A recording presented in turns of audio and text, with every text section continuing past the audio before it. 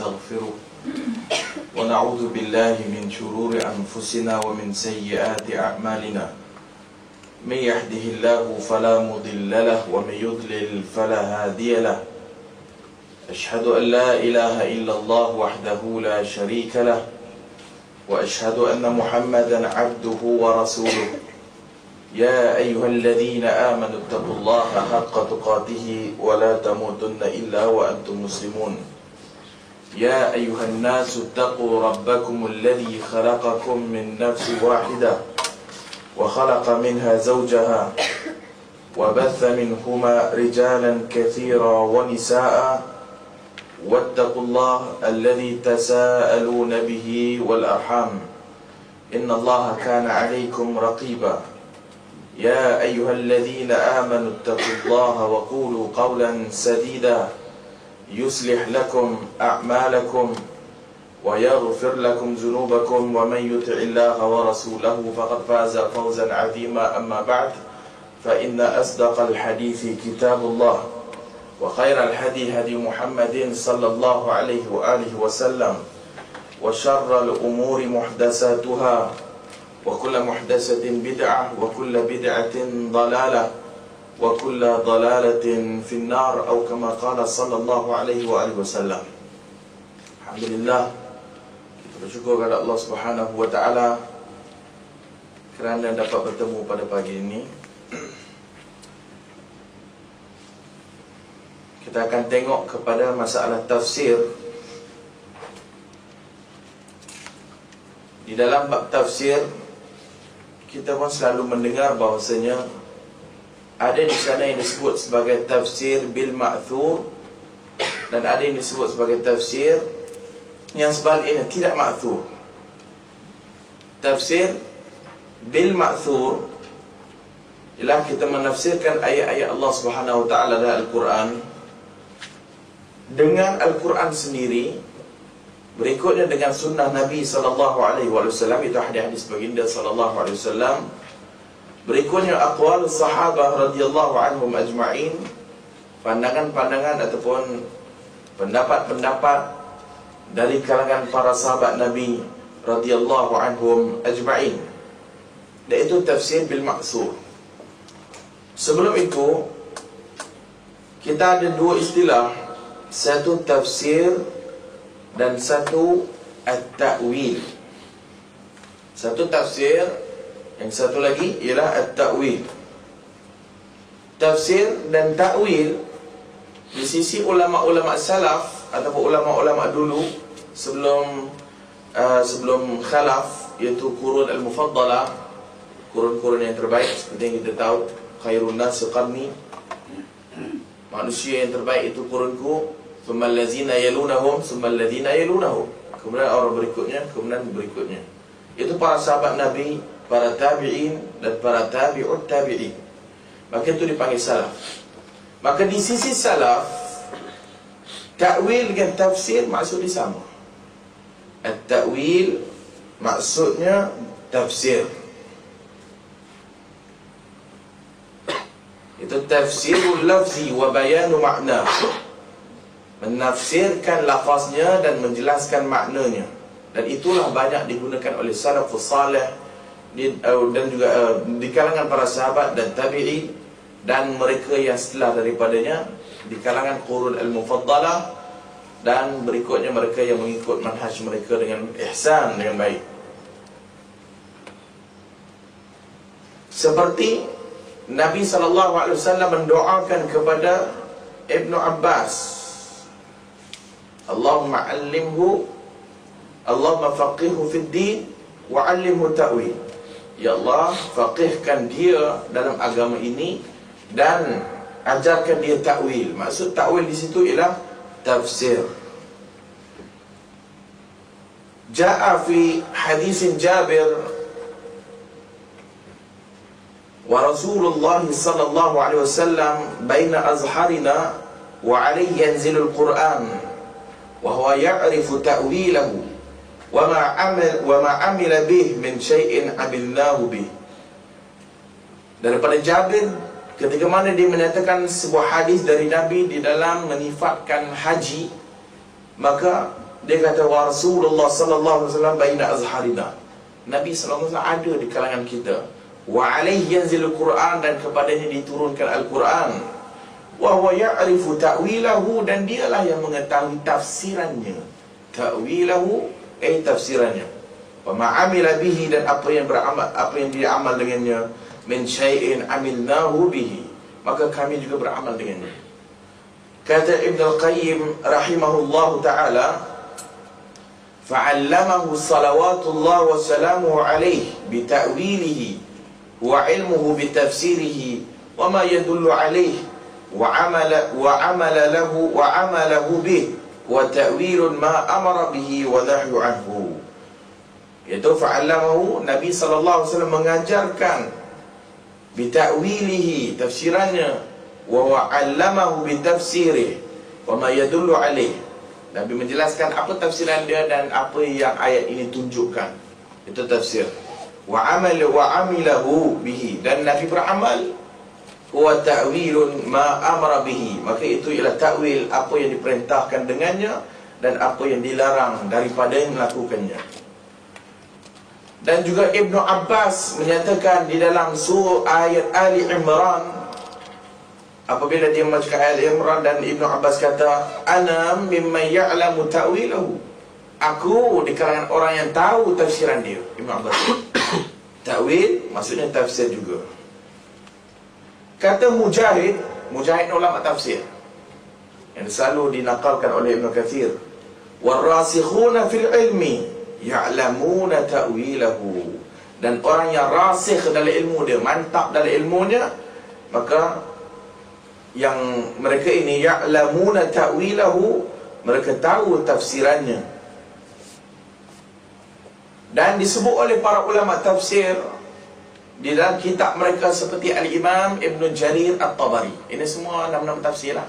At-Tabari, Ibn Katsir, semua apa? Tuan-tuan selalu dengar. Apabila Al-Imam At-Tabari sebut dalam kitab dia tafsir, wa qala ahlu ta'wil kadza, berkata ahlu ta'wil begini dan begini. Maksud ahlu ta'wil, maksud dia ahli tafsir. Kemudian dia pun membawakan kalam-kalam al-mufassirin, ulama-ulama tafsir di kalangan ulama-ulama salaf. Dan dia kata, wa ta'wilul ayati indana kadza, ta'wil ayat di sisi kami begini dan begini. Maksudnya tafsir juga. Sebab itu sebagian ulama seperti Ibn Qutaybah, dia menulis kitab dia Ta'wil Mushkilil Quran. Kitab Ibn Qutaybah ada dua. Satu Ta'wil Mushkilil Quran, penjelasan kepada mushkil Al-Quran, benda dalam ayat Al-Quran yang dikatakan mushkil. Dan dia juga ada kitab Ta'wil Mukhtalaful Hadis, ta'wil hadis-hadis yang canggah, mukhtalaful hadis. Maka yang dimaksudkan ta'wil di situ ialah tafsir.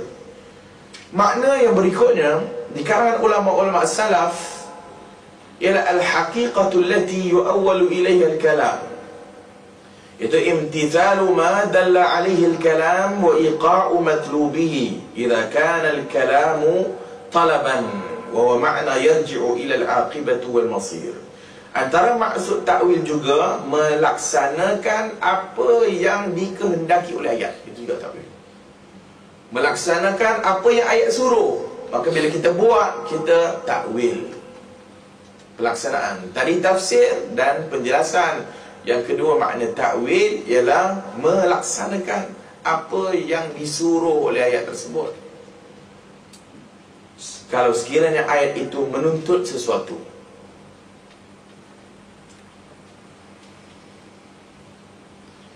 Seperti Aisyah radhiyallahu anha kata, kana Rasulullah sallallahu alaihi wasallam yukthiru an yaqula fi ruku'ihi wa sujudihi, subhanaka Allahumma rabbana wa bihamdika Allahumma ighfirli, yata'awwalul Quran. Nabi sallallahu alaihi wasallam memperbanyakkan mengucap di dalam rukuk dan sujud, subhanaka Allahumma rabbana wa bihamdika Allahumma ighfirli. Disebut tu kerana yata'awwalul Quran. Maksud yata'awwalul Quran yaj'alu ma amara bihi min at-tasbih, Maka Nabi menjadikan atau Nabi melaksanakan apa yang diperintahkan oleh ayat itu, tasbih, wa tahmid, wal istighfar, dan minta ampun fi asyrafil awqati wal ahwal. Maka itu maksud ta'wil di sisi ulama-ulama salaf rahimahumullah ta'ala anhu. Berikutnya, tafsir di kalangan ulama mutaakhirin, ulama-ulama kemudian. Maka tafsirannya berbeza daripada ulama-ulama sebelum. Maka tafsiran ulama-ulama akhir seperti yang disebut oleh Al-Imam Al-Juwaini, at-ta'wil huwa raddu az-zahir ila ma ilaihi ma'aluhu fi da'wa al-mu'awwal. Suatu ta'wil itu huwa raddu zahir, dia tak pakai yang zahir, menolak kepada yang bukan zahir, ila ma ilaihi ma'aluhu fi da'wa al-mu'awwal,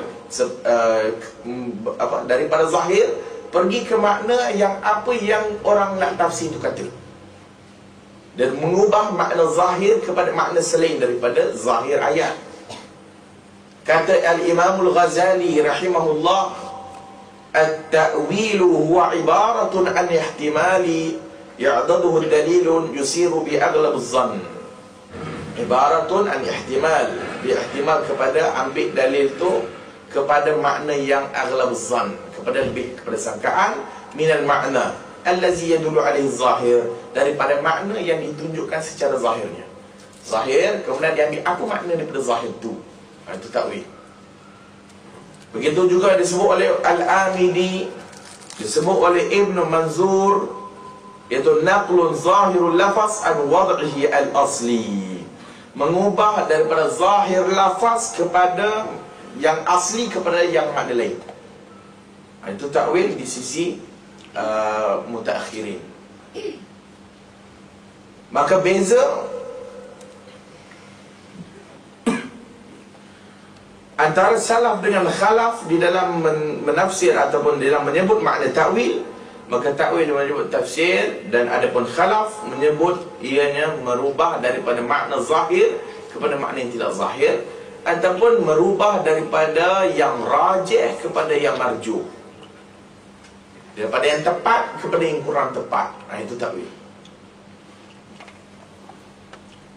Maka mereka ittafaqu ala, mereka bersetuju bahawasanya ta'wil ialah mengubah makna lafaz daripada zahirnya ila ma yukhalifuhu, kepada yang bercanggah dengan makna zahir.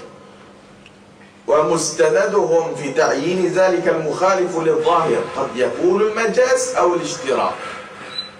Yang diubah itu kepada makna majaz ataupun ishtirak. Dalam bahasa Arab kita ada dua ni, majaz dan al-ishtirak. Majaz dalam bahasa Arab yang selalu kalau kita belajar bahasa Arab, daripada makna zahir itu kepada makna yang tidak zahir, ataupun makna yang bercanggah dengan zahir. Orang Melayu pun kata majaz kan? Orang Melayu pun kata majaz juga. Seperti ja'al asadu, singa dah datang lah. Bukan maksud singa datang, tapi dia nak masuk tu cikgu garang. Kias. Orang Melayu kata kias, boleh lah, kias tu. Tu betul singa betina tau. Dia nak maksudkan cikgu garang tu datang. Bukan maksudnya singa tu. Itu majaz. Ishtirak, lafaz itu ada 2-3 makna. Itu ishtirak. Itu maksud ta'wil, mengubah daripada makna zahir kepada makna yang tidak zahir. Yang dimaksudkan di situ ialah majaz ataupun ishtirak.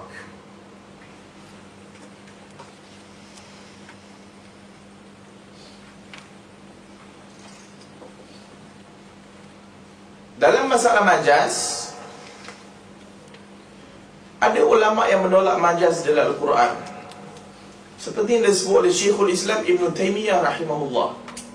Tidak menerima majaz dalam Quran. Dia kata dalam Quran Sunnah tak ada majaz, tapi bahasa Arab ada majaz. Tapi bila dia kata Al-Quran dan Sunnah, dia tidak ada majaz. Wallahu a'lamu bis-shawab. Sebagian ulama melihat kepada apa yang disebut oleh Al-Imam Ibn Taymiyah untuk membantras atau membasmi puak-puak yang menafsirkan Quran secara salah.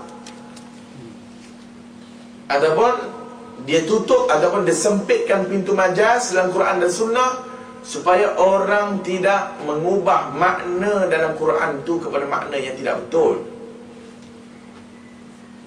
Itu disebut oleh Syekhul Islam Ibn Taimiyah. Kerana nanti kita akan masuk beberapa contoh.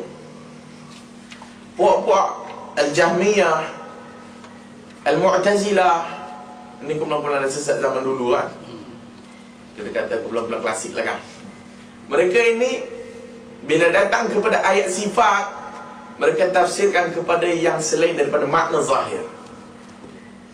Maka dia kata itu majaz.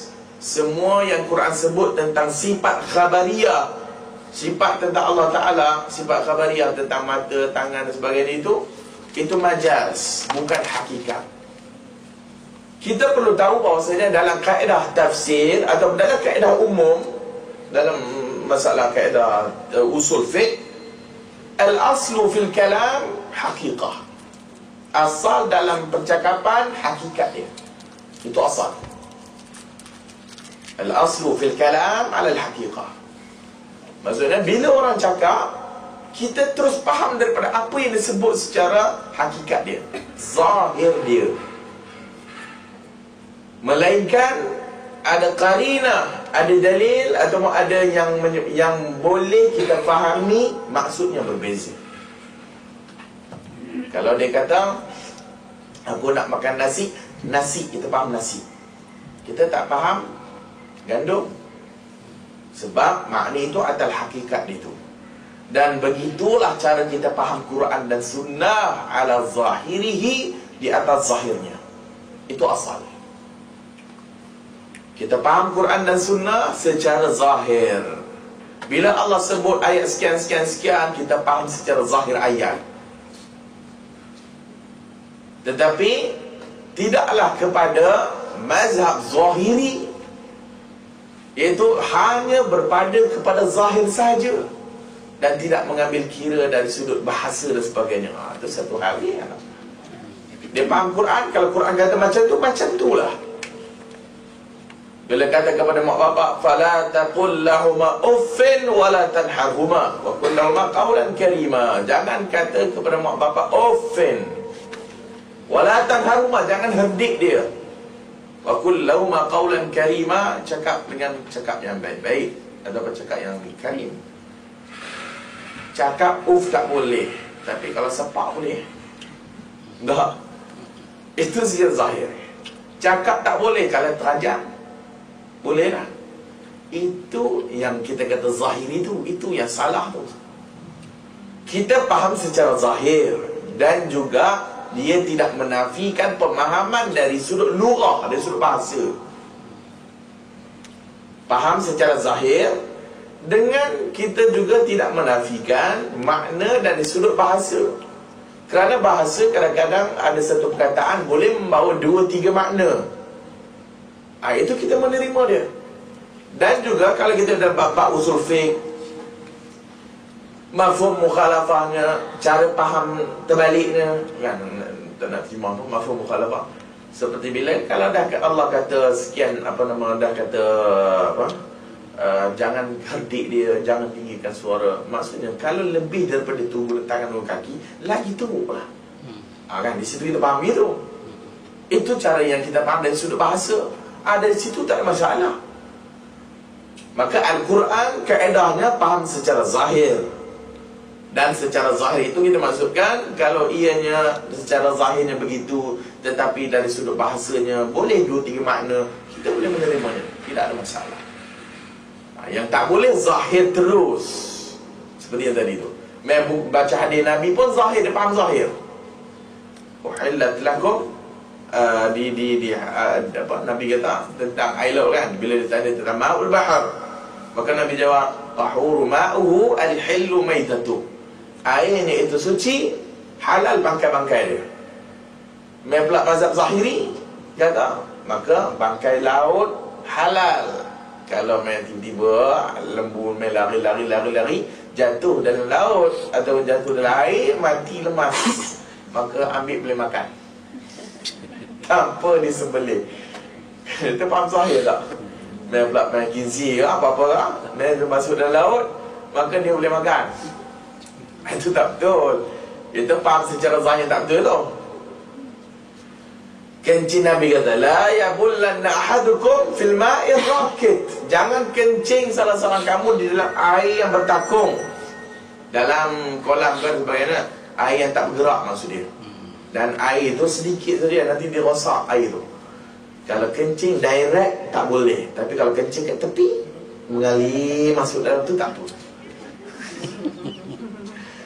Itu zahir tu. Tak maulah. Faham macam tu salah.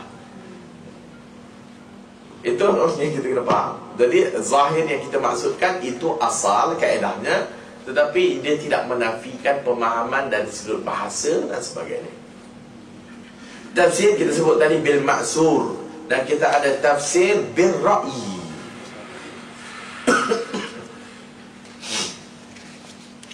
Tafsir bil ma'sur, dan satu lagi tafsir bil ra'i, tafsir dengan pendapat akal ra'i. Tafsir bil ma'sur, macam kita dah sebutkan tadi, itu menafsirkan dengan Al-Quran, dengan sunnah Nabi yang sahih, dan dengan aqwal sahabat, dengan pandangan para sahabat. Dan ianya merupakan afdalil anwa'ut tafsir. Paling afdal tafsir ialah tafsir bil ma'thur. Itu paling afdal, paling terbaik. Kerana tafsir bil ma'thur, kita tafsirkan dengan kalam Allah sendiri, yang Allah Ta'ala lah yang lebih mengetahui maksudnya. Dan kita menafsirkan dengan kalam Rasulnya, kerana Nabi SAW penyampai kepada kalam Allah. Dan kita menafsirkan dengan penafsiran para sahabat Nabi, kerana mereka itu orang yang menyaksikan tanzil, orang yang menyaksikan penurunan Quran. Mereka tahu ayat Quran ini turun kepada siapa. Mereka tahu khitab ayat Quran ni kepada siapa. Mereka tahu ayat Quran ni untuk siapa. Mereka tahu bila diturunkan. Itu para sahabat. Dia tahu. Wahum ahlul lisan. Dan mereka ahlul lisan, orang yang punya lisan yang fasih. Wa tamayyazu an ghairihim bima syahidu min al-qara'in wal ahwal hina nuzul. Dan mereka itu, ialah dia mengatasi orang lain lah daripada pemahaman kepada ayat itu. Sebab itu kita mengambil pakai penafsiran para sahabat. Ini metod kita dan cara kita mengaji, yang kita sebut pada kali manhajut talaqi ni. Tafsiran Quran yang bil ma'sur dengan Quran. Itu yang dibuat seperti Al-Imam Ibn Katsir rahimahullah ta'ala. Itu antara kita tafsir bil ma'sur. Bila dia bawa ayat Quran, dia bawa ayat Quran yang lain untuk menafsirkan ayat itu. Bila tak ada ayat Quran yang lain menafsirkannya, hadis Nabi yang menafsirkan ayat itu. Jika tidak ada hadis Nabi, pandangan para sahabat Nabi, terutamanya Ibn Abbas, para sahabat yang alim, fuqaha di kalangan para sahabat Nabi. Maka sepatutnya kita mengambil pandangan mereka dan kita mengikut apa yang mereka tafsirkan. Dan jangan kita mendahulukan tafsiran selain daripada salaf, terus mengambil tafsiran daripada orang setelah salaf. Tidak mengambil kerana ni berra'i al-mazmum, menggunakan akal yang tercela. Bukan akal yang tercela, menggunakan akal secara tercela. Iaitu tidak menafsirkan Quran ikut Al-Quran, tidak menafsirkan Al-Quran ikut hadis, tidak menafsirkan Al-Quran ikut pandangan para salaf, tetapi terus menafsirkan Quran ikut apa yang dia faham. Itu sesat.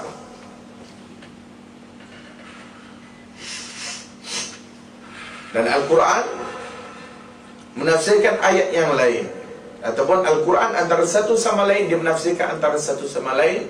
Dan sunnah Nabi SAW juga menafsirkan Quran, kerana kita tahu sunnah Nabi itu menafsirkan Al-Quran dan menjelaskan isi kandungan Al-Quran. Kerana Al-Quran banyaknya disebut secara mujmal, secara umum. Tiba-tiba hadis menafsir ataupun memperincikan dia, maka perlu pada hadis pula. Memang jadi anti hadis, hanya pakai Al-Quran, itu lagi satu penyelewengan. Maka penyelewengan berlaku sebab itu. Dan sunnah yang kita pakai ialah sunnah yang dihukumkan oleh para ulama hadis dengan sahih, Bukan yang dhaif, bukan yang maudhu', apatah lagi la asalahu, tidak ada asal. Pandangan para sahabat, berikutnya pandangan tabi'in.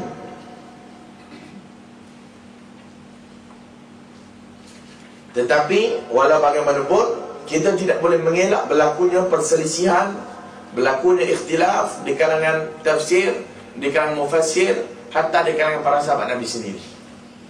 Kerana Al-Quran itu ada yang bacaannya itu aksar min qira'ah, lebih daripada satu bacaan.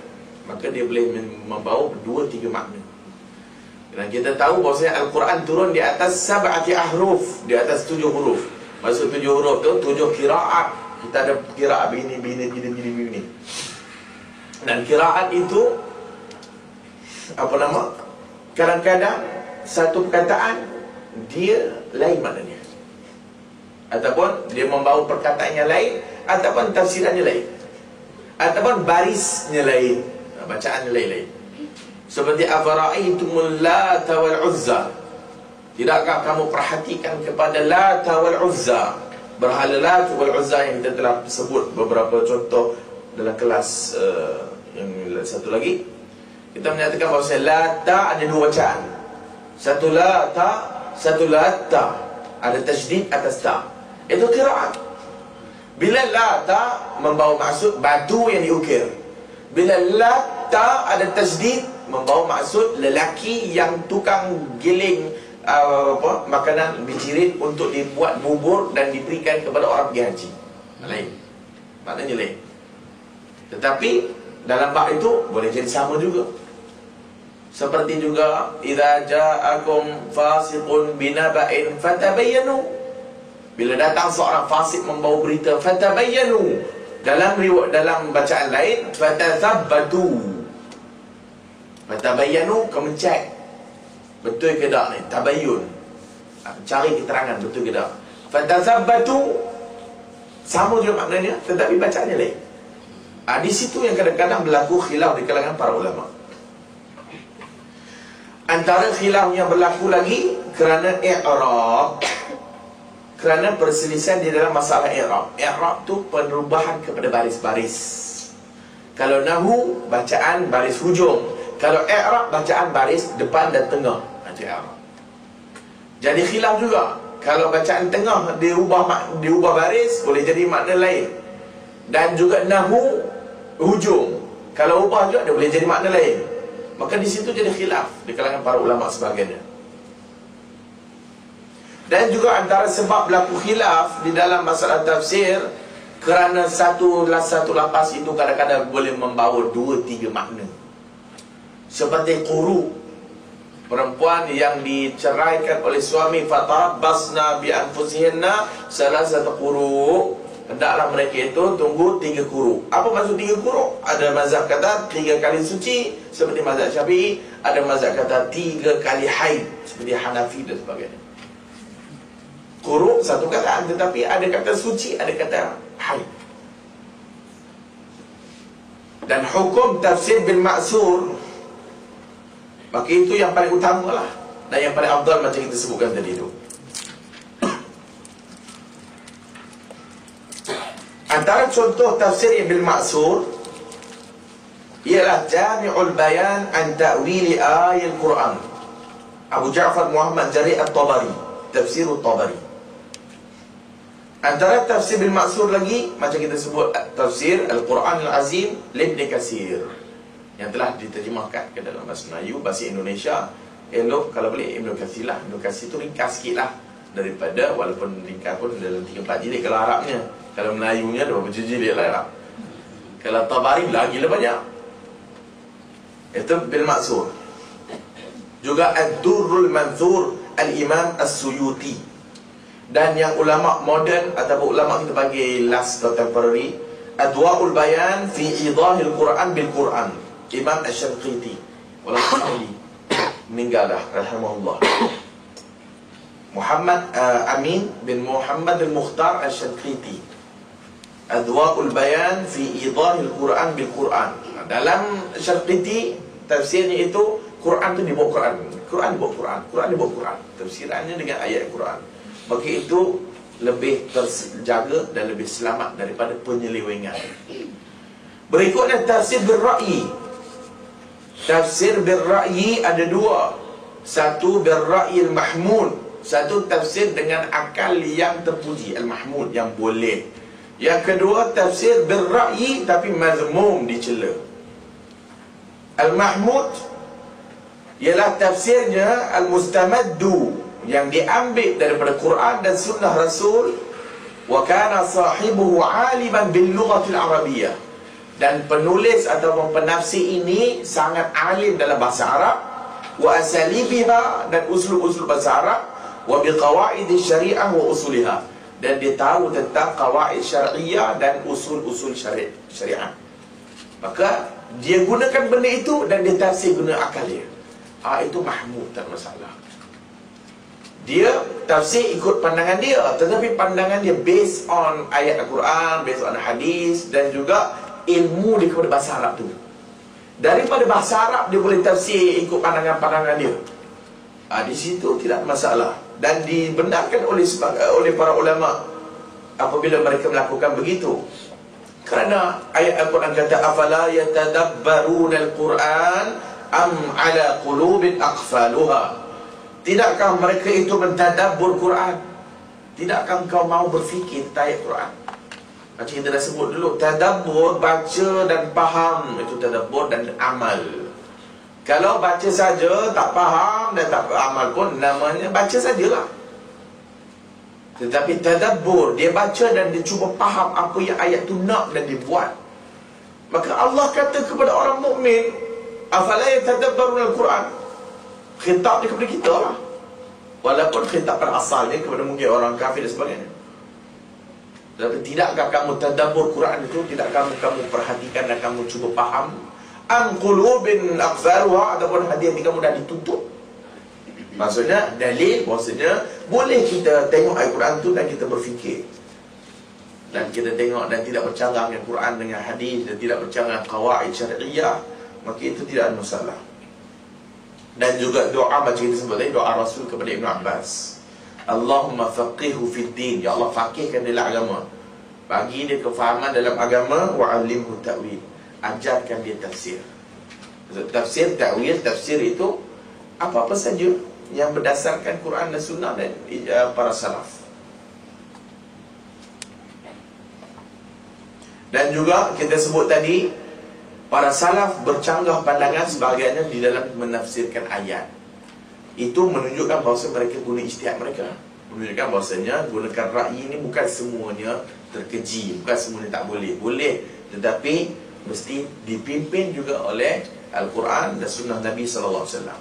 Adapun tafsir bil-ra'yil mazmum, mereka menafsirkan Al-Quran bimujarradir ra'yi, hanya semata-mata ikut apa yang mereka faham.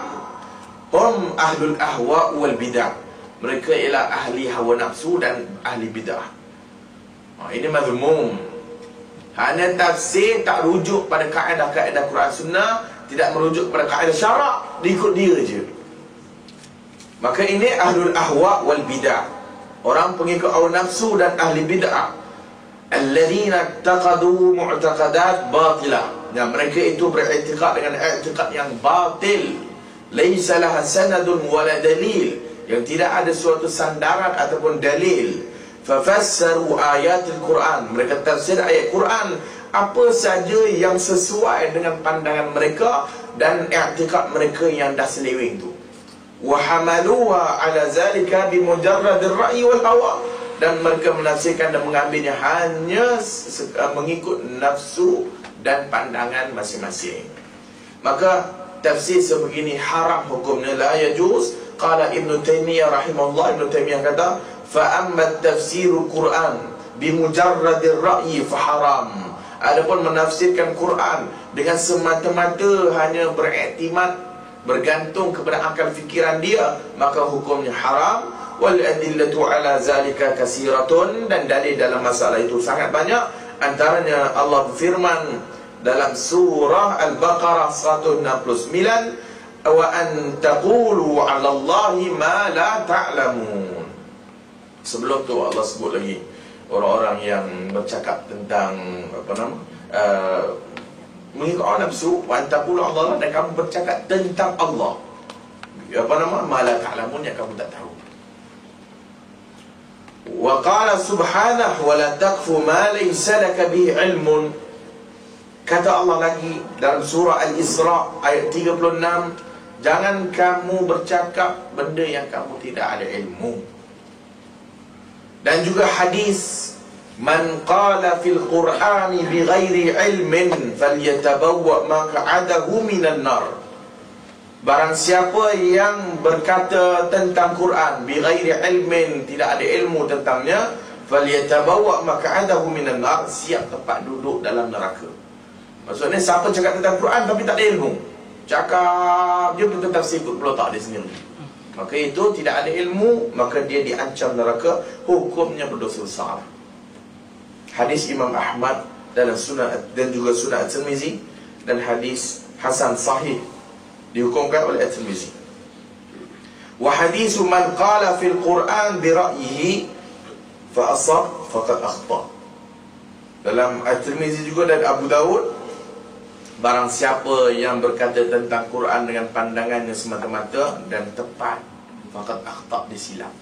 Walaupun pandangannya betul, dia tak ada ilmu pun, tapi cakap lah tak pilih kan, tiba-tiba betul, dia juga salah, fa'akhta. Walaupun dia betul, dia salah. Jadi itu tafsir bil-ra'yi al-madhmum. Dan antara tafsir bil-ra'yi ni seperti tafsir Az-Zamakhsyari, Al-Imam Zamakhsyari, Al-Mu'tazili, akidahnya Mu'tazilah.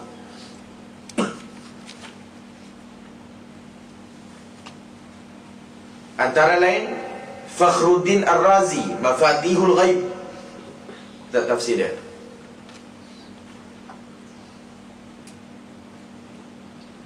Yang ketiga disebut At-Taysir, Taysir Al-Karim Ar-Rahman fi Tafsir Kalam Al-Mannan Ibn Sa'di. Ini baru. Syekh As-Sa'di, ulama Saudi juga, lahir di Unaizah. Dan banyak kebanyakan ulama-ulama Saudi tutup guru dia, As-Sa'di. Antara bin Baz sebagai As-Sa'di. Taysir Al-Karim Ar-Rahman fi Tafsir Kalam Al-Mannan disebut, dimasukkan dalam tafsir bil-ra'yi, tetapi tidak ada masalah, dia mahmud, dia tidak madmum seperti Ahlul Bid'ah wal Ahwa. Dan sebab itu, untuk mengelakkan tafsiran yang menyeleweng, para ulama tafsir meletakkan syarat dan adab dalam tafsir. Antara syarat orang nak menafsirkan Quran, pertama, salamatul aqidah, akidahnya selamat. Akidahnya selamat, yang berdasarkan kepada Quran Sunnah dan pandangan salaf, ataupun mengikut tafsiran salaf.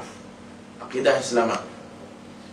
Kerana kalau akidahnya sendiri dah tidak selamat, maka kita risau dan kita bimbang di dalam tafsirannya dimasukkan elemen-elemen ahwa, elemen-elemen hawa nafsu, dan mungkin elemen-elemen bid'ah, khurafat dan sebagainya. Yang kedua, at-tajarrudi 'anil hawa, mesti tidak berdasarkan hawa nafsu. Kerana kalau menafsirkan ikut hawa nafsu, kadang-kadang nafsu membawa kepada sentimen untuk menolong mazhab sendiri, sentimen untuk menolong pandangan sendiri, maka dia tidak ada hawa nafsu. Kalau bahasa modernnya, objektif, kan? Mesti tidak ke sana, mesti tidak ke sini.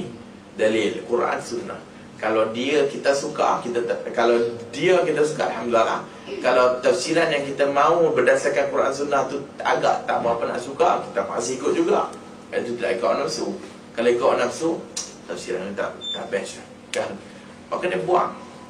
Ataupun dia tak mahu ambil tafsiran tu, itu hawa nafsu. Dan juga yang ketiga syaratnya, ayyakunal mufassir aliman bi usul tafsir. Orang yang nak menafsirkan Quran, dia alim dengan usul tafsir. Usul tafsir itu ilmu seperti yang kita pernah dengar ulumul Quran tu. Itu usul tafsir. Ulumul Quran, usul tafsir. Dia kena tahu tentang Quran, apa itu Quran, apa makna Quran, Quran ni apa hakikat dia. Dan dia kena tahu tentang ayat Quran tu macam mana jenis-jenisnya. Dia kena tahu ayat ayat Makki, ayat Madani, yang semua kita belajar dalam ulumul Quran tu, tentang nasih, mansukh, am, khas. Maka itu namanya usul tafsir. Kalau dia tidak ada ilmu dalam masalah tu, masalah. Macam mana dia nak menafsirkan Quran? Kerana di dalam usul tafsir, dia mesti tahu bahasanya tentang seperti kita sebut tadi tu, nasih, mansukh. Kalau dia tidak tahu nasih, mansukh, kerana dia silap. Yang dah dimansukh pun dia kata ada, masalah.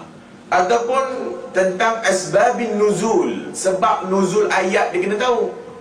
Ayat ni sebenarnya turun kat siapa, supaya dia tahu latar belakang keadaan. Tetapi walau bagaimanapun, kita juga ada kaedah al-ibratu bi umumil lafaz la bi khususis sabab. Ibrah, pengajaran itu kita tidak mengambil secara khas sebab, tetapi kita mengambil secara umum lafaz dia. Itu ibrah, pengajaran kena begitu. Tetapi di samping masa yang sama, kita kena tahu ayat ini sebenarnya untuk apa. Seperti la tulqu bi aidikum ila tahlukah, jangan campakkan dirimu ke dalam kebinasaan. Kalau yang kita dok faham tu, yang kita faham tu secara ibrah, pengajaran. Maka orang duk menggunakan ayat itu untuk apa-apalah sayang. Jangan campak dalam kebinasaan, jangan buat jahat, jangan buat bina-bina. Tetapi kalau kita tengok asal ayat itu, orang yang tidak mau pergi perang.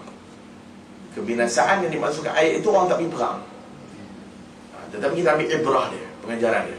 Itu dia kena tahu, supaya dia tidak silap dalam menafsirkan ayat. Berikutnya, ayakuna aliman bil hadis riwayatan wa dirayatan, kena tahu tentang ilmu hadis secara riwayat dan secara dirayat. Riwayat secara sanad tu, an itu ilmu riwayat. Dia tahu hadis ni lemah kerana rawi ni sekian. Dia tahu hadis ni sahih kerana semua siqah. Itu dia kena tahu. Dan dirayah ilmu hadis secara faedah dia. Apa yang kita dapat daripada hadis ni, faedah ada 1, 2, 3, 4, itu dirayah.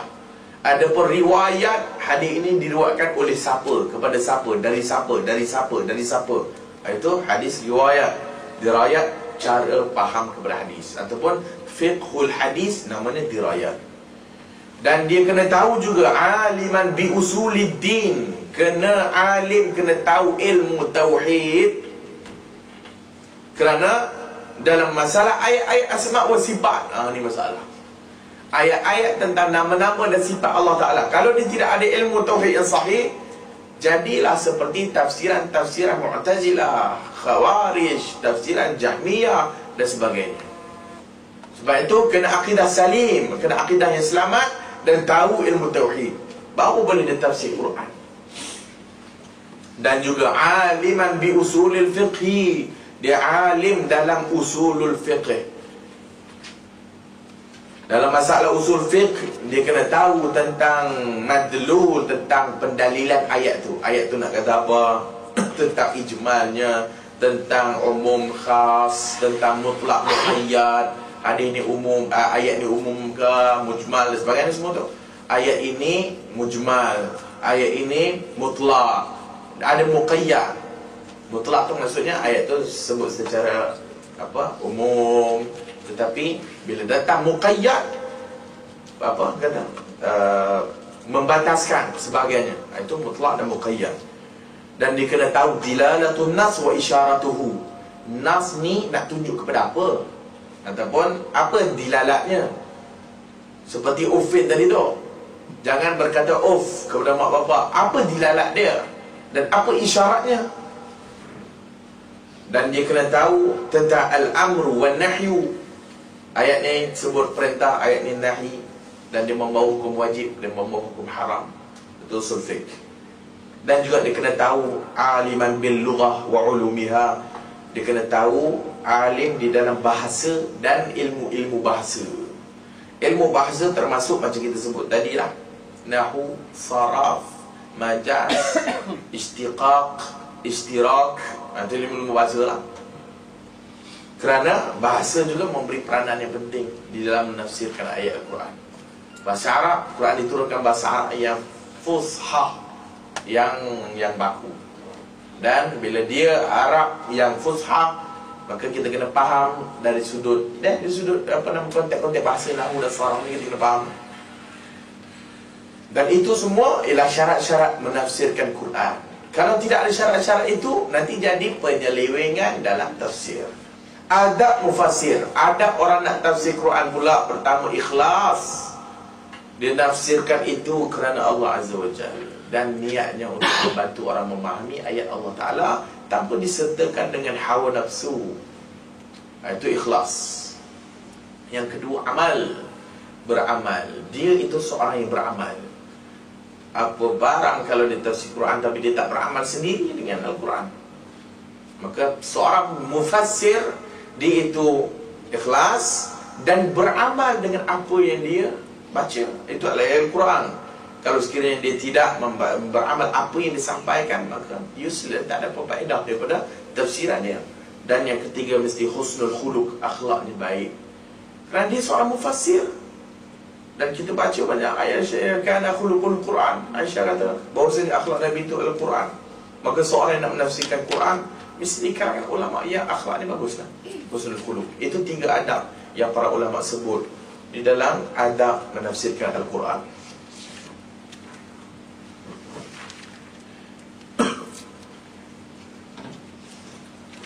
Dan secara sekaligus itu merupakan dawabit ta'wil, ataupun cara kita menafsirkan, ataupun dawab itu kaedah kita menafsirkan Al-Quran. Kalau sekiranya yang kita sebutkan semua tadi kita tidak raikan dan kita tidak buat, maka dia boleh jadi di dalam masalah ta'wil al-fasid, penafsiran yang rosak. Fasid, binasa, rosak. Haddut ta'wil fasid, simat ta'wil fasid. Dalam masalah ta'wilul fasid, penafsiran yang rosak, seperti penafsiran-penafsiran yang menimbulkan syak. Dan kita tengok pun dia, dia tidak ada sesuatu yang jelas ataupun mengarut kadang-kadang. Maka itu sebab itu antara tafsiran-tafsiran yang telah rosak. Masalah ikhtilaf wa tafarruq fi din. Masalah bila baca tafsir ni apa ni? Suka sangat perpecahan, tafarruq fi din. Ada tanaqud wa fuqdan al-wahdah al-fikriyah wal-aqdiyah. Tafsiran tanaqud, bercanggah antara satu sama lain. Buka tafsir ayat ni lain, buka tafsir ayat lain yang agak-agak sama yang awal tu lain pula. Itu tafsir yang fasid, dan kita tahu dia ni hanya menggunakan akal semata-mata, tidak berdasarkan kepada pemahaman Al-Quran dan Sunnah yang betul. Dan jenis-jenis tafsir yang fasid antaranya lafaz yang tidak berdasarkan makna dan sudut bahasa. Lafaz yang tidak berdasarkan dari sudut bahasa, maksudnya bercanggah dari sudut bahasa langsung. Tafsirannya menyeleweng terus dari sudut bahasa yang Al-Quran nak. Dan kita telah sebut bahasanya asal tafsir itu mesti dibaca secara zahir. Kalau secara zahir kita ubah dan mengubah makna menjadi makna yang lain terus, maka itu fasid, rosak tafsir. Ataupun makna yang bercanggah dengan apa yang zahir nak, itu juga salah. Dan kita tahu bahawasanya itu merupakan hawa nafsu. Tafsiran-tafsiran lima khalaqtu biyadaya, seperti yang telah kita sebutkan, orang-orang yang menafsirkan ayat Al-Quran dengan hawa nafsu, dan dia tidak mahu menerima secara zahir. Allah Ta'ala menceritakan kepada Iblis, kenapa kamu tidak mahu sujud? Lima khalaqtu biyadaya, dengan makhluk ni yang telah aku ciptakan dengan 2 tanganku. Maka dia terus berubah, takwil yang fasid, rosak terus. Dia kata bil qudrah, dengan kuasa. Bila dia kata kuasa, maka penafsirannya lima khalaqtu biyadaya, dengan apa yang aku telah ciptakan dengan 2 kuasaku. Ni apa? Kuasa Allah ada 2 dan sebagainya. Maka fasid, rosak tafsiran tu. Juga malam yahtamiluhu siyaquhu wa tarkibuhu, wa in ihtamalahu fi ghairi zalika siyaq. Dan juga dia punya tafsiran itu tidak membawa kepada siyak ayat, konteks ayat. Konteks ayat lain tapi tafsirannya lain daripada konteks ayat, maka itu juga salah dan juga fasid.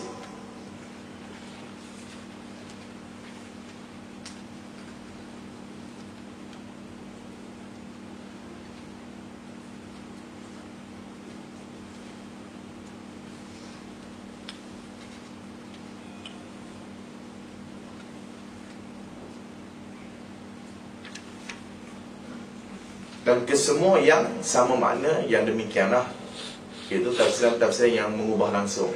Kalau zaman moden, tafsirannya berdasarkan ilmu-ilmu sains. Kadang-kadang melampau sangat dalam tafsiran dalam masalah ilmu sains. Itu juga tak boleh sebenarnya. Sehingga ada ayat-ayat Quran atau hadis-hadis Nabi yang ditafsirkan lain daripada apa yang Al-Quran nak dan apa yang hadis nak tentang masalah Dajjal. Apa tafsirannya? Amerika. Itu tafsiran-tafsiran moden dia kata. Dajjal mata satu.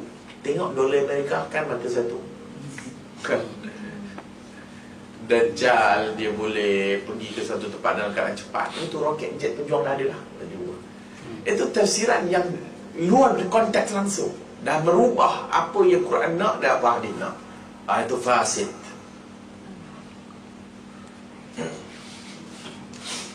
Sedangkan masalah Dajjal, ada hadis semua menyebutkan orang kan. Orang matanya satu, bukan mata satu maksudnya di tengah, matanya dua tetapi selaput. Ada selaput tu, ada tulis kat para, pendek, kerinting kan. Quran dan hadis menceritakan begitu, tetapi dia tafsir lain. Maka itu telah menjadi tafsir yang fasid, yang telah rosak. Antara lagi tafsir yang rosak, tafsir yang telah kita sebutkan, kumpulan-kumpulan yang bercanggah daripada jalan ahli sunnah wal jamaah.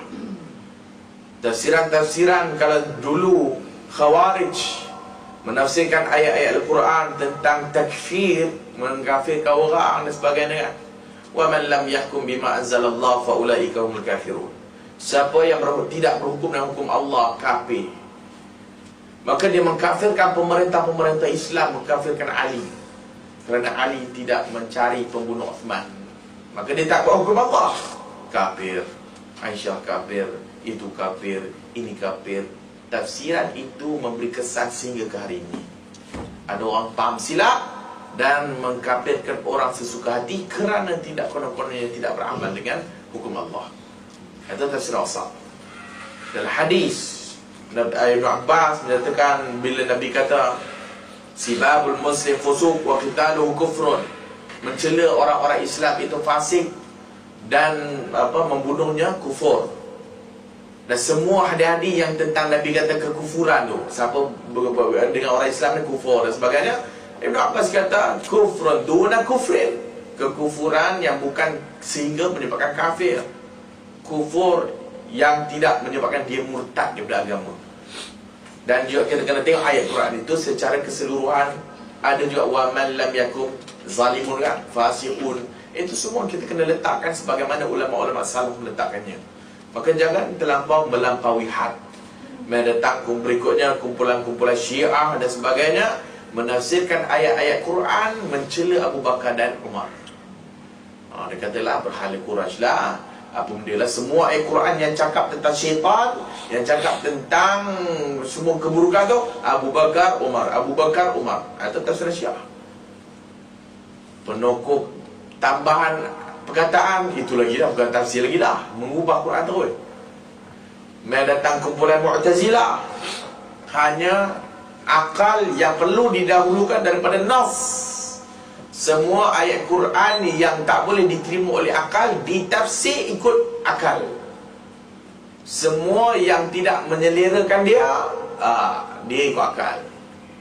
Maka terjadinya puak-puak yang memulas tengkuk nas untuk menghadap mereka lah maksudnya. Maksudnya ambil nas, dipulas supaya setuju dengan dia. Itu masalah puak-puak yang menafsirkan Quran silsilah. Datang pula kepada kumpulan-kumpulan dia Murji'ah sebagainya, menafsirkan bahawa iman itu dalaman, luaran tak ada kena-mengena. Semua ni bercanggah dengan ahli sunnah wal jamaah. Tafsiran-tafsiran yang menyeleweng. Berikutnya tafsiran-tafsiran puak-puak ahli zuhud ahli sufi, menisbahkan diri mereka kepada kezuhudan, itu juga menafsirkan ikut hawa nafsu. Maka nak menjustifikasikan amalan dia ini sunnah, ambil daripada Quran. Bukan ambil Quran dulu baru buat. Buat dulu baru cari dalil. Maka dia pun cari dalil tentang masalah tak payah semayang lagi apabila telah mencapai maqam yakin. U'budullaha hatta ya'tiyakal yaqin. Allah kata sembahlah olehmu kepada Allah Ta'ala sampai datang keyakinan. Dia pun tafsir kepada tak dia lah. Yakin itu sampai kita yakin lah. Aku dah yakin dah tak semayang dah. Sedangkan yakin, apa ulama salaf tafsir, para sahabat tafsir, al-maut, mati. Sembah Tuhanmu sampai mati. Itu makna yang betul lah. Bukan sembah Tuhanmu sampai yakin. Dan sampai yakin tak payah semayang, tak payah puasa, tak pergi haji lah. Elok. Mula-mula tu tiga kali salat je. Kemudian habis 3 kali salat dengan niat. Lepas ni habis tu ya. Pilih semua yakin. Pilih semua yakin. Nanti insyaAllah dapat keyakinan. Yakin tu tafsiran yang menyeleweng. Biarlah dia dah buat dah zikir nari lah. Ambil ayat Quran. Zikirlah uzkuru rabbakum tadarru'a qiyaman wa qu'udan wa ala junubihim. Sembahlah Tuhanmu dalam keadaan duduk, berdiri, baring. Dia pun agaknya duduk diri tu, dia pun duduk diri lompat lah. Itulah duduk diri dah. Sebab tafsiran Tok Guru lain-lain, dia tafsir lain. Masing-masing tafsiran Tok Guru masing-masing nakkan supaya menyokong mazhab dia, menyokong tarekat dia, menyokong kumpulan dia, dan menyokong masing-masing guru lah. Itu menyeleweng.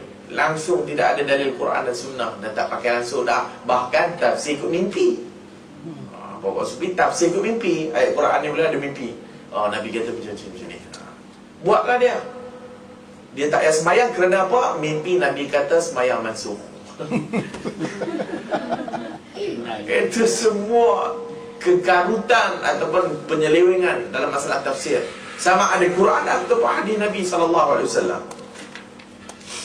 Macam tu pilihan tak yang akan. Itu lampak tu tak boleh. Kita kena makan. Dan sebenarnya tafsir fasid ini dia akan membawa kepada beberapa perkara. Pertama, takwil yang fasid dia akan menyatakan bahawasanya yunaqidul iman bi akhbarir rasul. Dia akan bercanggah dengan iman dengan perkhabaran para rasul, ataupun lebih spesifik Rasul Muhammad sallallahu alaihi wasallam. Kerana iman kita kepada Nabi sallallahu alaihi wasallam ialah tasdiquhu fima akhbar, membenarkan apa yang Nabi cakap. Wa ta'atuhu fima amar, kita taat apa yang Nabi perintahkan. Wal intiha'u amma naha anhu wa zajar, kita tak buat apa yang Nabi telah larang. Wa ahlu ta'wil lam yaslamu lahu fi syai'in min dhalika bal tadkhulu bi'uqulihim wa ara'ihim fi syu'unihi at-tashri'iyyah. Tetapi ahli takwil fasid ni dia tak meraihkan benda semua lah, tak ada langsung lah. Sebab dia bila dia menafikan Quran atau tafsir ikut kepala otak dia, dia akan menafikan apa yang telah Nabi sampaikan. Maka dia bercanggah dengan iman kita kepada Rasul sallallahu alaihi wasallam.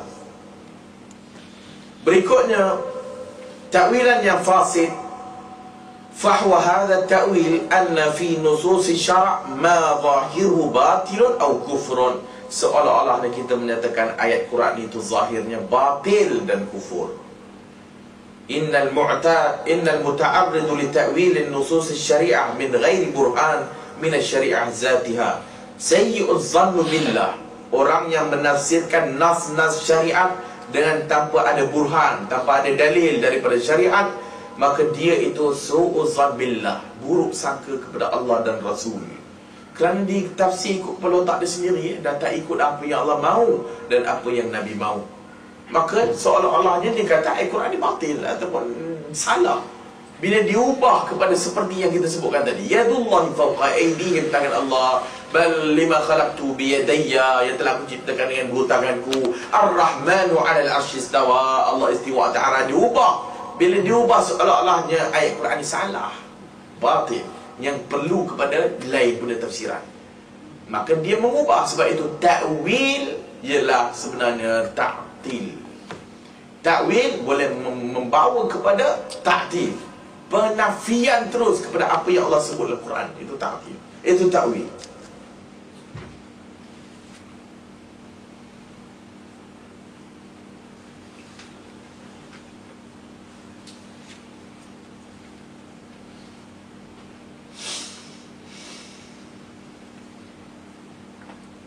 Juga dia membawakan seperti kata-kata Ar-Razi, lima thabata min dalil annahu subhanahu wa ta'ala munazzahun 'anil jihati wal jismiyya wajib 'alaina an nada' li hadhihi al-alfaz al-warida fil Qur'an wal akhbar muhmalan sahihan li'alla yasiru dhalika sababan lit-ta'n fiha.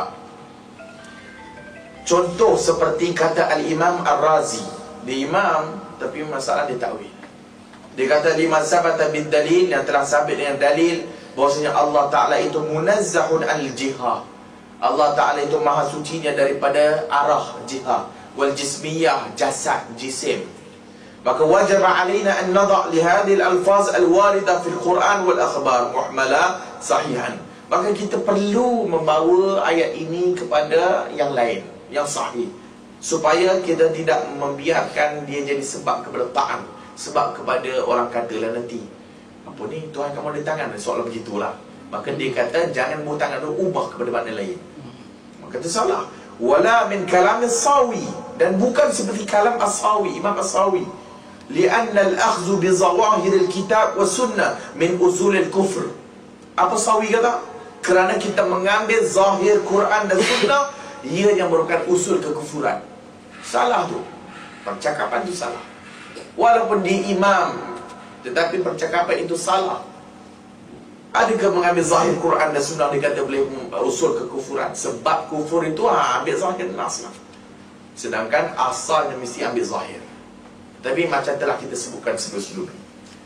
Berikutnya, seolah-olahnya orang yang menafsirkan tafsiran yang mengarut, yang rosak ini, ittihamu syari' bi kitmanil haqq wa adamin nushil khalq. Dia mendakwa bahwasanya Al-Quran itu kitmanul haq, mendiamkan daripada kebenaran, dan tidak menasihatkan kepada khalq, kepada makhluk manusia. Dia nak bagi tahu pada kononnya Quran ini bukan dia nak bagi, bukan dia cakap direct, secara indirectly, seolah-olahnya dia tafsir dia lain daripada Quran nak tu, seolah dia nak kata Quran ni tak cakap benda yang betul. Kan? Bila dia kata tentang sifat Allah Ta'ala kan, bila dia takwil kepada sifat lain yang bercanggah makna, seolah-olahnya apa ni, Allah ni cakap lah direct, kuasa ke kan, dia cakap tangan tu. Kenapa? Seolah-olahnya begitu, walaupun dia tak cakap dengan mulut dia.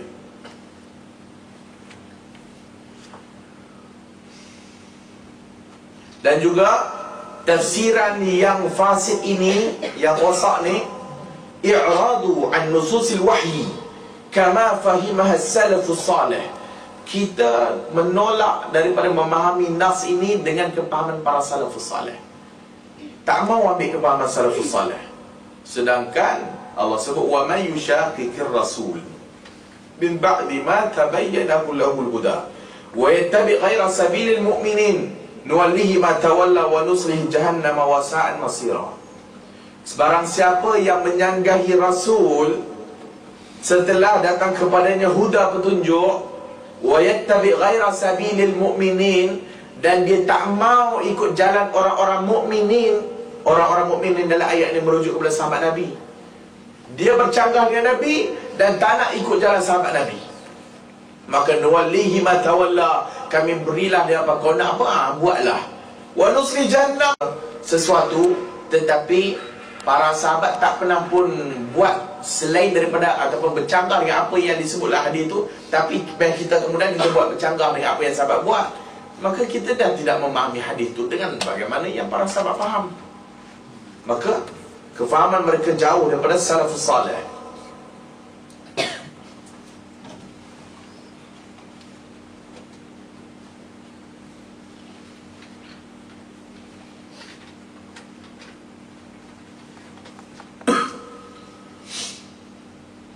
Qala Ibn Qudamah, kata Al-Imam Ibn Qudamah rahimahullah, Wa amma al-ijma'u fa inna as-sahabata radhiyallahu anhum ajma'u ala tarki at-ta'wil bima zakarna anhum. Wa kadzalika ahlu kulli 'asrin ba'dahum wa lam yanqulu at-ta'wil illa an mubtadi' aw mansubun ila bid'ah wal ijma'u hujjatun qati'atun fa inna Allah Ta'ala la yajma'u ummatu Muhammadin alaihi salam ala dhalalah. Bahawasanya ijma' sesungguhnya para sahabat Nabi telah ijma' bahawasanya meninggalkan ta'wil bima zakarna anhum, meninggalkan ta'wil dengan apa yang telah kami sebutkan, iaitu mereka menakwil ataupun menakalkan ta'wil daripada mubtadi', daripada ahli bid'ah, dan mansubun ila bid'ah, ataupun menisbahkan kepada bid'ah tafsiran itu, ataupun wal ijma'u hujjatun qati'ah, dan ijma' itu merupakan hujjah yang qat'i yang kita kena ikut. Dan Allah Subhanahu wa taala tidak menjadikan ataupun tidak menghimpunkan umat Muhammad di atas kesesatan. Maka para sahabat telah berijma' untuk menolak tafsiran-tafsiran yang menyeleweng, itu tafsiran mubtadi', ahli bid'ah dan sebagainya.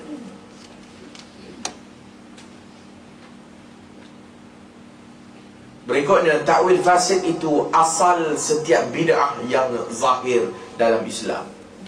Ta'wilan yang salah itu ataupun tafsiran yang fasid itu ialah asal kepada berlakunya bid'ah dalam Islam, sebab tafsiran yang salah. Lama kanat usul bid'ah wa asasaha kullaha tarji' ila mukhalafat an-nass.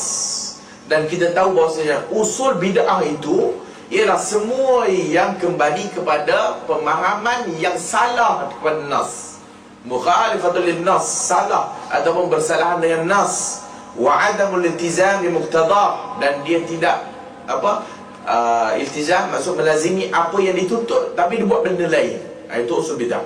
Wa kana ta'wilul batil akbar 'uqbatun wada'aha al-mubtadi'ah ala tariq al-'amal bin nusus asy-syar'iyyah. Maka ta'wil batil ni banyak ahli bid'ah buatlah. وكان بديهيا أن يكون التأويل هو أساس كل بدعة. Dan kita sebutkan bahawa ta'wil itu asas kepada setiap bid'ah yang zahir dalam Islam.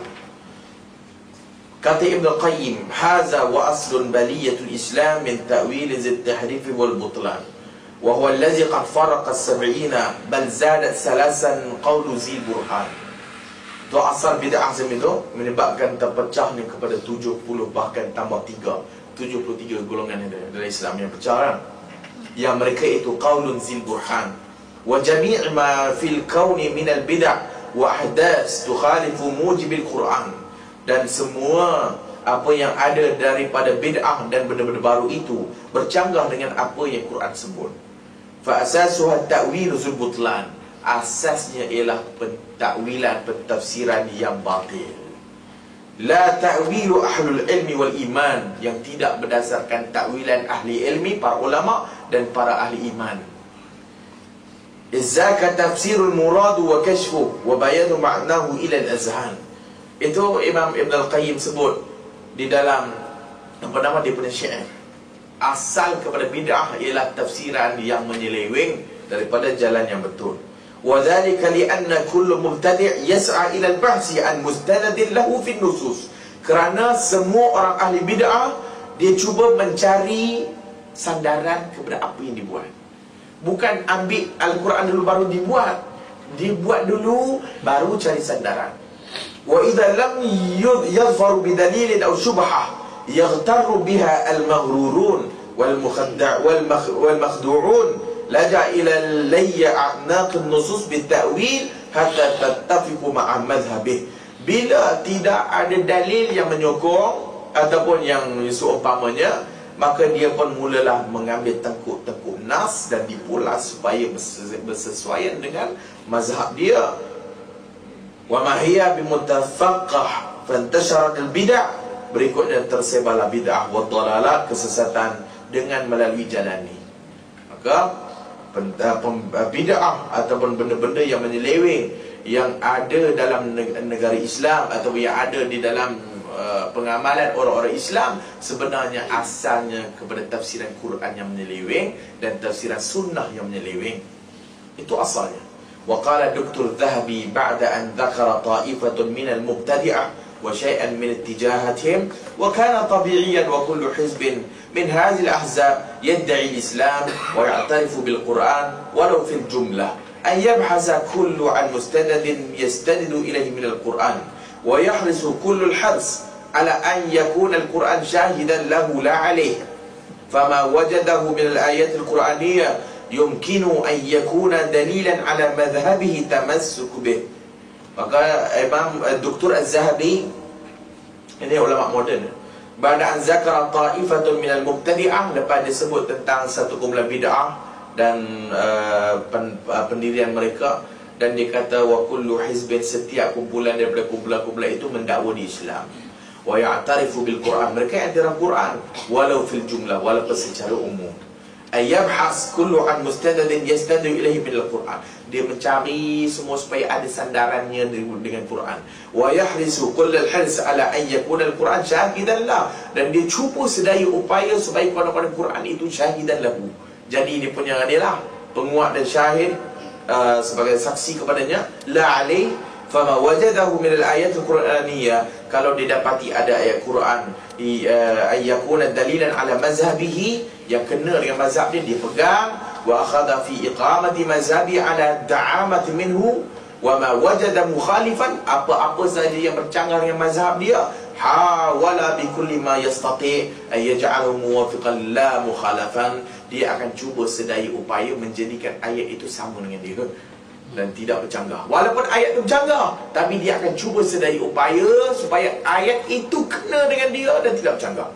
Wa in da'a hadha kullahu ila khurujil lafzil Quran, wa in da'a, dan jika sekiranya dia mendakwa bahawa semua itu keluar dari lafaz Quran, an makna, daripada maknanya allazi wada'ala wasiqa min ajlihi, walaupun maknanya berubah ataupun diambil daripada, ataupun dia takwil tadi tu lah, dia mengubah makna tu. Dia dah takwil tentang sifat-sifat Allah. Dia masalah sifat dia banyaklah tentang takwilan masalah tu. Dan itulah sebenarnya yang membezakan kita dengan mazhab-mazhab Islam. Asma' wa sifat, nama-nama dan sifat Allah Ta'ala. Yang membezakan ahli sunnah tu asma' wa sifat dengan Khawarij, Syiah, Mu'tazilah, Murji'ah, semuanya ada kena mengena dengan asma' wa sifat. Ahli sunnah mengisbatkan nama-nama Allah Ta'ala dalam Quran dan sunnah tu tanpa menakwilkan dia, tanpa mengubah makna lain, tanpa menafikannya, tanpa menyamakan dengan makhluk, dan tanpa mentaufiqkannya, tanpa menyerahkan makna dan kafiat kepada Allah Ta'ala. Itu ahli sunnah. Ahli bid'ah dia takwil, sebab konon-kononnya untuk tidak mau menyerupakan Allah yang makhluk. Semua tentang tangan, tentang mata, tentang kaki, tentang apa-apa saja sifat khabari Allah istiwa, terutamanya bersembahyang, bersembahyang, maka semuanya diubah makna itu kepada makna lain untuk menyesuaikan dengan mazhab dia. Maka berlakulah kesesatan demi kesesatan, kesesatan demi kesesatan. Ya, asalnya mungkin kita katakan tujuannya baik, tetapi salah dari sudut penafsiran Quran. Maka sebab itu penafsiran Quran mesti kembali kepada Allah dan Rasul dan kepada para sahabat Nabi, bukan mengikut hawa nafsu dan mengikut kumpulan masing-masing. Maka puak-puak yang banyak kita sebutkan tadi, yang mengambil mazhab mereka ini, kumpulan-kumpulan mubtadi'ah, kumpulan-kumpulan ahlul bid'ah, atau ahlul ahwa wal bid'ah, pengikut hawa nafsu dan bid'ah, yang mereka ini menafsirkan macam itulah kita sebutkan. Seperti juga dalam masalah zikir berjemaah, menafsirkan ayat-ayat Al-Quran untuk menyatakan zikir jemaah itu sunnah. Maka diambil ayat Quran yang nampak sekali imbas macam betul, maka dia pun ambil ke wadhkurunallaha katsiran wazakirinallaha katsiran wadzakirat, orang-orang lelaki yang banyak berzikir kepada Allah Ta'ala, dan orang-orang perempuan, jamak, plural. Dan dia kata uzkurullaha, zikirlah kamu kepada Allah Ta'ala, menggunakan lafaz jamak plural. Maka dia kata tengok, ini dalil daripada Quran bahawasanya zikir berjemaah boleh. Kan? Orang awam tengok, betul kan? Orang awam sekali tengok, oh betul lah, nah, ni plural. Dia sebenarnya tak fikir, faham tak apa dia plural dan apa singular dan plural, faham tak dia mufrad dan jamak. Dia hanya nak menceritakan tentang mufrad seorang, jamak lebih daripada dua. Dia tak kata beramai-ramai. Dan maka di situ dia menggunakan ayat Quran untuk menyatakan amalan dia betul dan tepat berdasarkan sunnah Nabi. Sedangkan pemahaman kita tak macam tu. Pemahaman kita, Allah khitabnya kepada makhluk. Kita bercakap kepada orang ramai, tuan-tuan sekalian, hendaklah balik nanti beli buku sekian-sekian. Bukan maksud yang kita faham daripada kata-kata saya, pergi beli buku orang ramai jamaah. Mana pula orang faham dan tu lah. Tetapi khitab kita kepada orang ramai. Dari bahasa pun dah tak betul dah. Hang bahasa pun tak faham. Bukan hang tak faham, hang buat-buat tak faham dan menyebabkan orang lain tak faham. Habis tu mana nak letak dengan ayat yang apa tu? Wudu. Wamsahu biwujuhikum wa aydikum wa aydiyakum ila al-marafiq. Basuhlah muka-muka kamu. Takkan nak kena jama'i. Nak kena buat ramai. Wamsahu biru'usikum, sapu kepalamu wa arjulakum ila al-ka'bain. Bukan disuruh buat berjamaah. Lagi teruk kalau pemahamannya kepada ayat macam mana tu? Kamu keluar dari bilik air tu, fa ilam tajidu ma'an fatayammu sa'idan tu, aw lamastum nisa tu kan.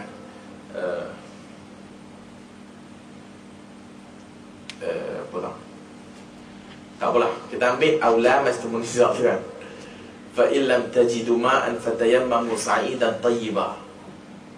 Kamu yang keluar dari bilik air, yang menyentuh perempuan, kalau tidak ada air, tayammum.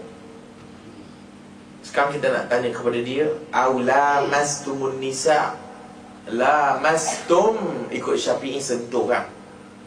Sentuh tak sentuh pemahaman perempuan lah. Mengikut mazhab Ibn Abbas dan para ulama yang menafsirkan dengan jimat, auzubillah.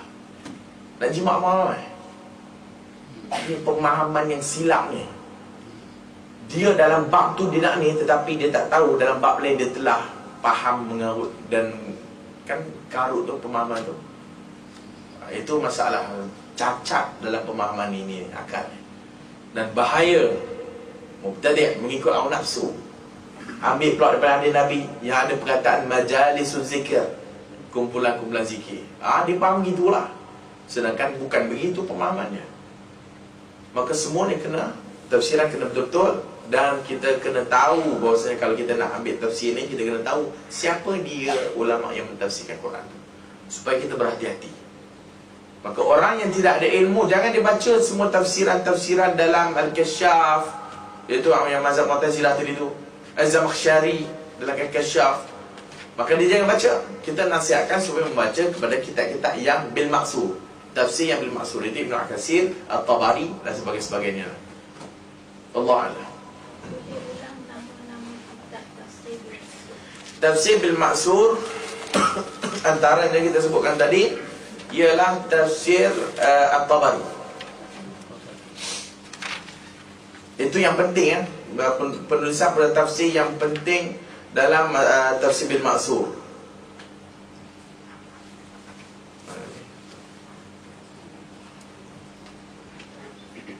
Jami'ul Bayan an ta'wili ayil Quran. Abu Ja'far Muhammad Ibn Jarir At-Tabari, meninggal tahun 310 Hijrah. Antara lain yang masyhur, yang semua orang tahu, yang kita sebut Ibn Katsir, Tafsir Al-Quran Al-Azim. Ad-Durrul Manthur As-Suyuti, Jalaluddin Abdul Rahman Ibn Abi Bakar As-Suyuti, meninggal tahun 911 Hijrah. Yang terkini Adwa'ul Bayan fi Idahil Quran bil Quran, Asy-Syarqiti. Tapi ini saya tak tahu ada terjemah tak ni. Bahasa Indonesia mungkin ada. Adwa'ul Bayan fi Idahil Quran bil Quran, Muhammadul Amin bin Muhammadul Mukhtar Asy-Syarqiti. Ya? Muhammad Al-Amin, Adwa'ul Bayan fi Idahi Al-Quran bil Quran.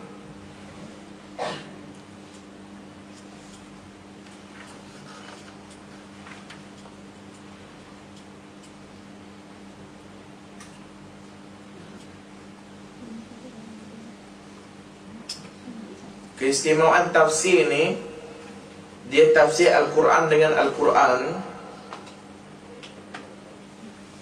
Wa qad iltazama an la yubayyin Al-Quran illa bi qira'ati sab'iyyah wa lam ya'tamid al-bayan bil qira'ati syazzah. Keistimewaan tafsir Adwa'ul Bayan, dia tafsir Quran dengan Quran dan semua qiraat dibubuh sekali. Qiraatnya 7 tu ya semua dibubuh, maka dia tafsirannya berdasarkan qiraat yang 7. Kemudian qiraat syazzah, bacaan yang syaz dia tak ambil. Yang kedua, bayanul ahkam al-fiqhiyah wa diqqat al-istinbat wa husn al-tafsir wa quwwat al-istidlal. Keistimewaan yang kedua, dia menjelaskan hukum hakam fiqh dan dengan sangat mendalam istinbat hukum Asy-Syanqiti.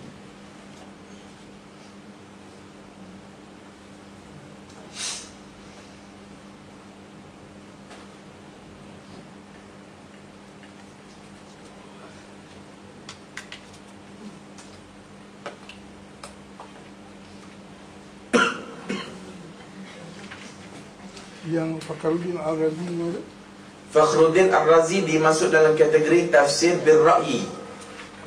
Boleh dah baca dalam masalah Mafatihul Ghaib Fakhruddin Ar-Razi ataupun Al-Kashaf Az-Zamakhsyari. Tapi Zamakhsyari ni ada unsur Mu'tazilah lah, dan Ar-Razi ada unsur Al-Syairah. Yang boleh ataupun yang boleh kita yang moden punya yang kita sebutkan tadi, Taisir Al-Karim Ar-Rahman fi tafsir Kalamil Mannan Ibn Sa'di Abdul Rahman Ibn Nasir Ali Sa'di. Taisir Al-Karim Ar-Rahman, Taisir Al-Karim Ar-Rahman fi tafsir Kalamil Mannan.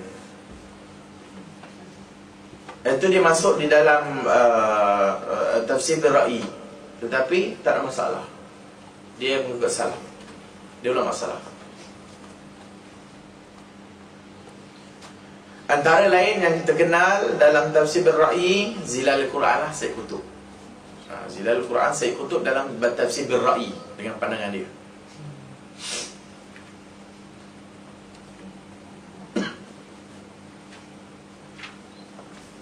Ada soalan ni? Tafsir Al-Azhari Hamka ni. Macam mana? Tafsir Al-Azhari Hamka. Hamka boleh tak salah baca.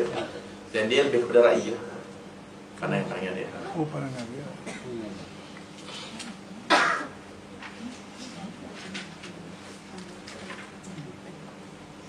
Tapi ya di poin terima kepada yang lama-lama juga lah. Terima kepada ulama dulu.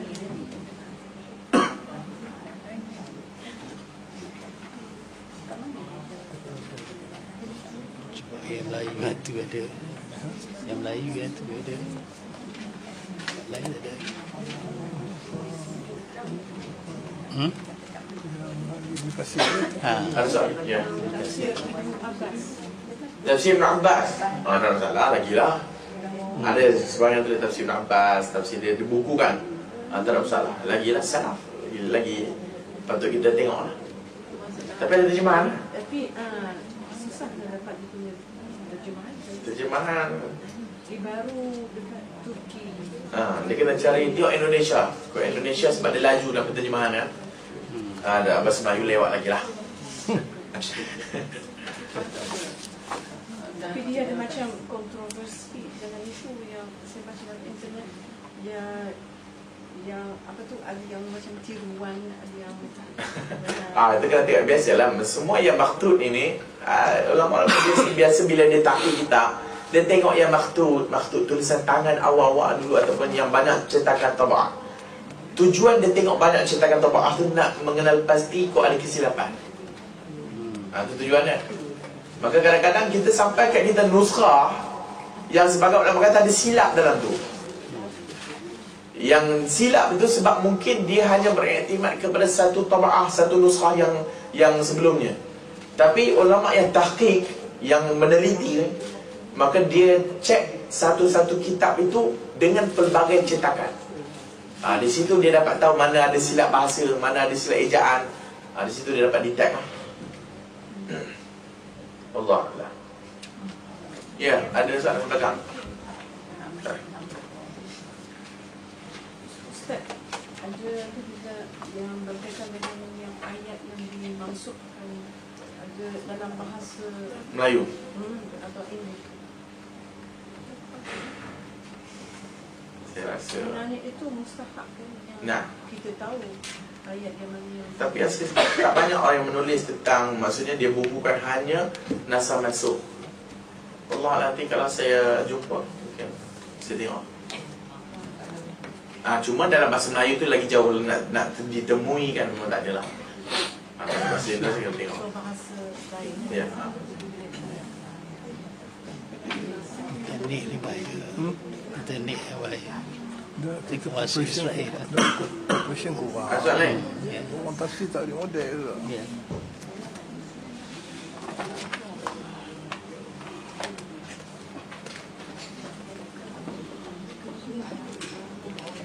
Rasa cukup kan? Allah jumpa lagi. Subhanakallahumma wa bihamdik, asyhadu an la ilaha illa anta, astaghfiruka wa atubu ilaik.